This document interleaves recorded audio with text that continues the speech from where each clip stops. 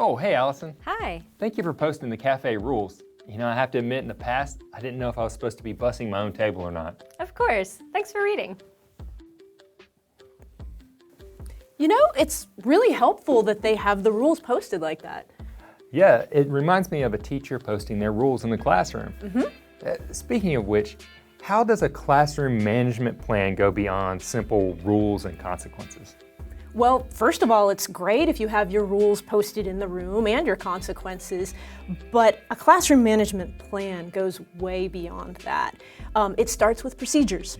And once you develop your procedures and put them in your plan and rehearse them with your students, you're actually preventing the need to rely on those rules and consequences so much because students know your expectations.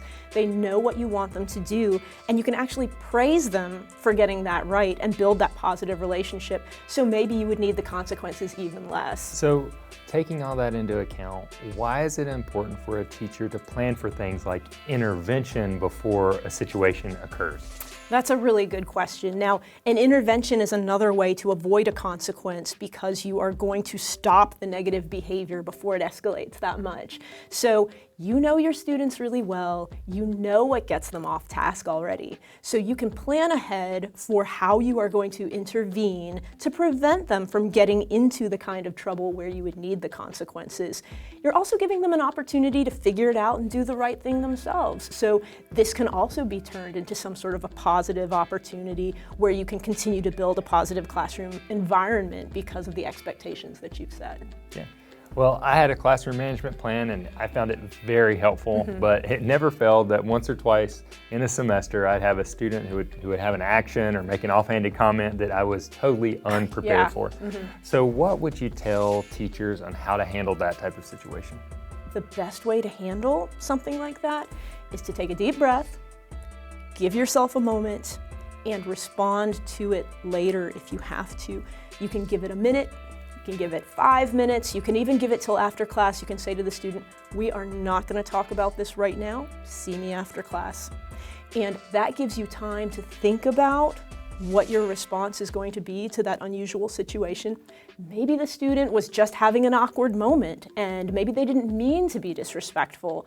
And if you came down on them with an emotional reaction, they're going to be shocked, you're going to break trust, you're going to have a really hard time rebuilding a relationship with that student. However, if you talk to them after class, you can make it a learning moment for them and it can be very positive. And if the student was trying to be disrespectful, if they were trying to break the rules, they want their peers to notice. And if you put off the consequence, you're giving yourself a moment to respond logically, but you're also taking away that student's audience so they don't get the benefit of that. And you actually make the situation a little more uncomfortable because they have to think about the consequence that you're going to instill, and it makes that misbehavior less appealing in the future. Yeah.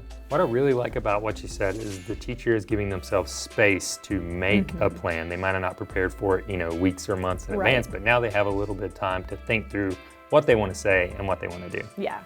And then when they figure out what the best action is, they can revisit their classroom management plan and update things like their rules. Just like the Launchpad Cafe recently updated their rules.